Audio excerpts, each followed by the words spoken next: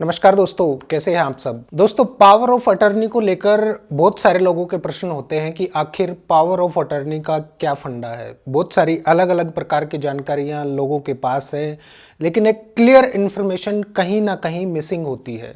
आज इसी टॉपिक को लेकर चर्चा करेंगे और समझेंगे कि पावर ऑफ अटर्नी होता क्या है। दोस्तों, पावर ऑफ अटर्नी, जिसको हम हिंदी में अधिकार पत्र कहते हैं और उर्दू में मुख्तारनामा कहते हैं, इंग्लिश में शॉर्ट फॉर्म में इसको आजकल POA भी कहते हैं। आमतौर पर जमीन जायदाद से जुड़े मुद्दों या मामलों में आप पावर ऑफ अटर्नी शब्द से रूबरू होंगे और इसके बारे में तकरीबन सबको जानकारी होनी चाहिए। बेसिकली पावर ऑफ अटर्नी दो प्रकार से होती है। एक होती है जनरल पावर ऑफ अटर्नी, जिसको हम GPA भी कहते हैं, और दूसरी होती है स्पेशल पावर ऑफ अटर्नी, जिसको हम SPA भी बोलते हैं।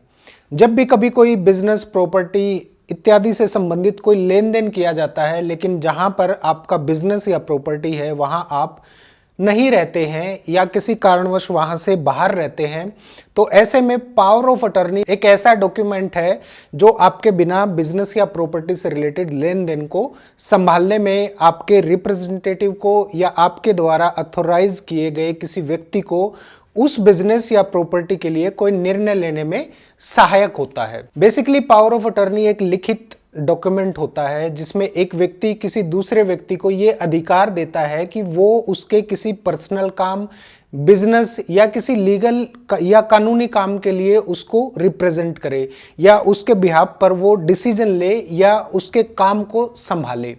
जिसको यह अधिकार दिया जाता है उस व्यक्ति के लिए मुख्तियार या अटर्नी शब्द का प्रयोग किया जाता है। इससे संबंधित एक कानून भी है, पावर ऑफ अटर्नी एक्ट 1882, जो कहता है कि पावर ऑफ अटर्नी एक कानूनी दस्तावेज है जिसके द्वारा किसी अन्य व्यक्ति को उसके कानूनी प्रतिनिधि के रूप में घोषित कर दिया जाता है। उस घोषित प्रतिनिधि को एजेंट कहा जाता है और अधिकृत प्रतिनिधि को प्रिंसिपल कहा जाता है। एजेंट अपने सभी कानूनी, वित्तीय या किसी भी संबंधित मामलों में प्रिंसिपल की ओर से डिसीजन ले सकता है। एक बात और समझ लीजिए कि जो एजेंट या अटॉर्नी बनता है उसका एडवोकेट होना जरूरी नहीं होता है। जो प्रिंसिपल है या जो एक्चुअल ओनर है उस प्रॉपर्टी का या बिजनेस का जिसने पावर ऑफ अटॉर्नी की है, उसके पावर ऑफ अटॉर्नी में जो बातें लिखी हैं एजेंट या अटॉर्नी को उसके मुताबिक ही काम करना होता है। उसके बाहर अगर वो गया तो उसके लिए उसको प्रिंसिपल को कंपनसेट करना होगा। अब बात करते हैं जनरल पावर ऑफ अटर्नी की। जनरल पावर ऑफ अटर्नी के साथ रियल एस्टेट या अचल संपत्ति खरीदने या बेचने जैसे काम किए जा सकते हैं। जनरल पावर ऑफ अटर्नी द्वारा आप किसी दूसरे व्यक्ति को आपके अपने पैसे या संपत्ति के बारे में निर्णय लेने की शक्ति देते हैं। बैंक अकाउंट्स या बॉन्ड क्रेडिट्स, कंपनी का प्रबंधन करने के लिए बिलों का भुगतान, पेंशन या प्रॉफिट कलेक्ट करने या जरूरत पड़ने पर किसी प्रॉपर्टी को बेचने या ट्रांसफर करने की अनुमति भी देता है ये GPA। और एक बार GPA रजिस्टर हो जाए तो इसके तुरंत बाद इसका उपयोग किया जा सकता है, इसको प्रयोग में लाया जा सकता है, इससे में दिए गए अधिकारों का प्रयोग किया जा सकता है और इसको कभी भी कैंसिल या रद्द किया जा सकता है। GPA को रद्द करने के लिए अटॉर्नी यानी जिसको आपने GPA की है उसको एक नोटिस देना होता है और एक पब्लिक नोटिस भी इशू करना होता है। अब बात करते हैं स्पेशल पावर ऑफ अटॉर्नी के बारे में। मान लीजिए कोई किसी व्यक्ति को किसी विशेष कार्य के लिए पावर ऑफ अटॉर्नी करना चाहता है तो उसे SPA यानी स्पेशल पावर ऑफ अटॉर्नी करनी होगी। जैसे किसी व्यक्ति को किसी स्पेसिफिक डील के लिए अथोराइज करना है, जबकि जनरल पावर ऑफ अटॉर्नी के तहत एजेंट कई तरह के काम कर सकता है। फॉर एग्जांपल, जैसे कोई व्यक्ति किसी दूसरे व्यक्ति को अपनी प्रॉपर्टी के टैक्स सरकार को पे करने के लिए अथोराइज करता है, तो ये एक पर्सनल पावर ऑफ अटॉर्नी है जो कि स्पेशल पावर ऑफ अटॉर्नी कहलाता है। और जिस एजेंट को ये पावर ऑफ अटॉर्नी की गई है उसको केवल सरकार को उस पर्टिकुलर प्रॉपर्टी का टैक्स पे करने की ही अनुमति होगी, इसके अलावा और कोई काम वो नहीं कर सकता, इसलिए इसे कहा जाता है स्पेशल पावर ऑफ अटॉर्नी।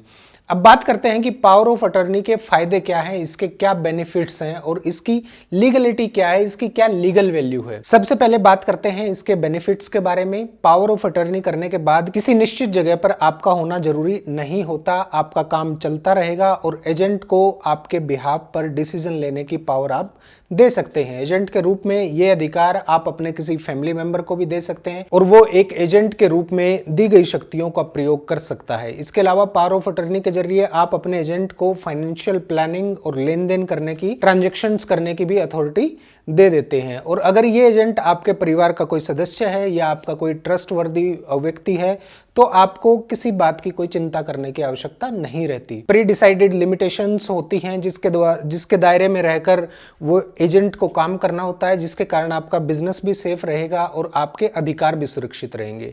अब बात करते हैं कि पावर ऑफ अटर्नी की वैधता या वैलिडिटी क्या है। एक बात जान लीजिए कि प्रिंसिपल या एजेंट की मृत्यु के बाद पावर ऑफ अटर्नी वैलिड नहीं रहती। अगर प्रिंसिपल या पावर ऑफ अटर्नी करने वाला किसी दुर्घटना की वजह से सिग्नेचर करना बंद कर देता है तो पावर ऑफ अटर्नी उससे पहले ही खत्म हो जाती है। इसके अलावा प्रिंसिपल पिछली पावर ऑफ अटर्नी को भी रद्द कर सकता है।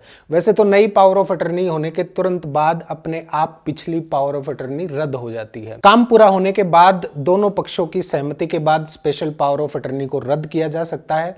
अगर किसी कारणवश 1 साल के अंदर ही एजेंट पावर ऑफ अटर्नी का गलत यूज करने लगे तो उस मामले में कोर्ट में शिकायत दर्ज कराई जा सकती है और अगर कोई समस्या है तो उसे रद्द भी किया जा सकता है और एजेंट से हर्जाना भी वसूला जा सकता है। तो दोस्तों ये था पावर ऑफ अटर्नी का पूरा सिस्टम जिसको लेकर हमने डिटेल में बात की है। पावर ऑफ अटर्नी का इतना ही फंडा है, इतना ही सारा एक डिटेल्ड एक्सप्लेनेशन है और पावर ऑफ अटर्नी के फायदे और वैलिडेशन के बारे में बात की है आज के इस एपिसोड में हमने। उम्मीद है आप लोग समझ गए होंगे कि पावर ऑफ अटर्नी क्या होती है। चैनल को सब्सक्राइब कर लीजिए और वीडियो को लाइक जरूर कर दीजिएगा और अगर कोई सवाल है तो नीचे कमेंट करके जरूर बताइएगा। मैं पूरी कोशिश करूंगा आपको उसका सही और सरल भाषा में उत्तर देने की। नमस्कार।